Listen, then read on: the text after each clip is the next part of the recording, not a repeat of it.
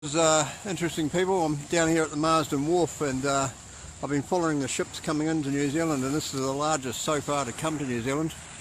The Sty Lily, I think it's registered in Singapore. It's come from Singapore with fuel on board.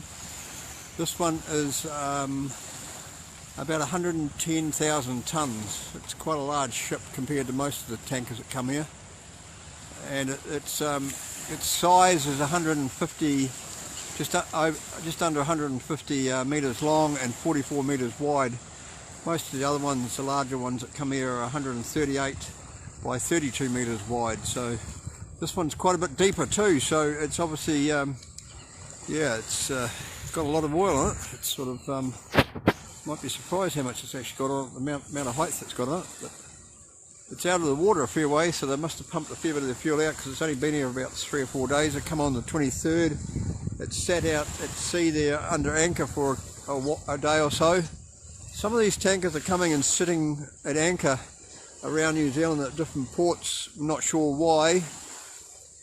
I've got a suspicion it could be because they've been stirred up a bit too much in their big journeys across the ocean. This one's taking about 20 days to get from Singapore to New Zealand, and I'm not sure what its destination is after this. We've just had another tanker in, one of the smaller ones. It's just headed away back overseas, just a Marsden Point drop off.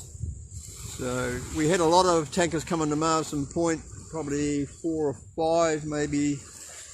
About that number came into Marsden Point when they announced that New Zealand was opening its borders and all the jet planes were going to be flying around. So there must have been a hell of a lot of jet fuel having to come in. So I'd be interested to know what these tankers are actually unloading, but we're not privileged to that at this stage. I've actually bought shares in the refinery to have so I can get it inside and find out what's going on.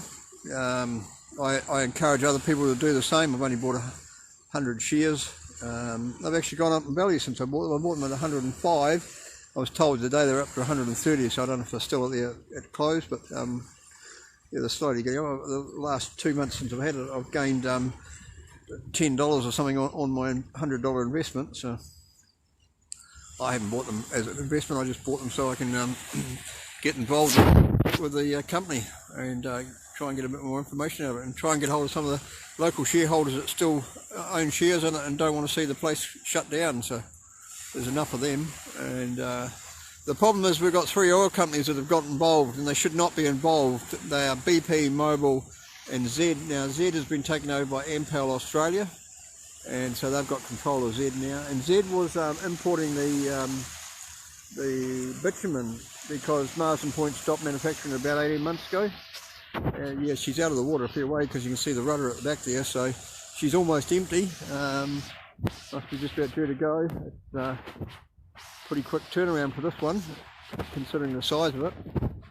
I'll get one of my team to look into the dynamics of it and just see how much fuel capacity it does have. So over there's the gantry with the frame where they put all the hoses into the ship, and so they can pump it all out. So they're not very big pipes that come out of it, but they get into these bigger pipes as they come out. So there could be a whole combination of fuel on board there, from diesel, all the range of petrol range, and jet fuel, and maybe avgas. I'm not sure if jet fuel and avgas are the same, but they talk about them as being 2 different fuels. So I think jet fuel is predominantly kerosene, which is what the old tractors used to run on way back in the 20s and 30s, was power kerosene. You'd heat them up on petrol, then turn them over to power kerosene when they were running hotter. Needed a bit more temperature to get them going. It looks like there's Marsden Point staff might be up there talking to somebody, there's a group of them. But yeah, interesting to know what's going on.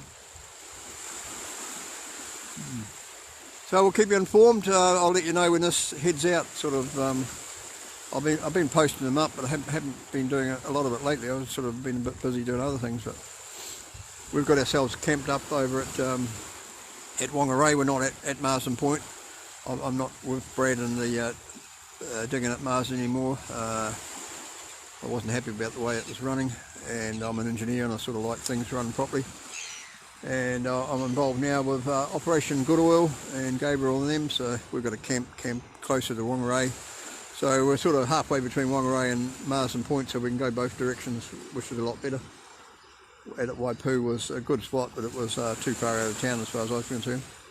So I'll leave you there, and we'll carry on, and please don't come down. It's been a pretty wet day today, so it wouldn't be much fun earlier on. But okay, we'll catch you later. Bye.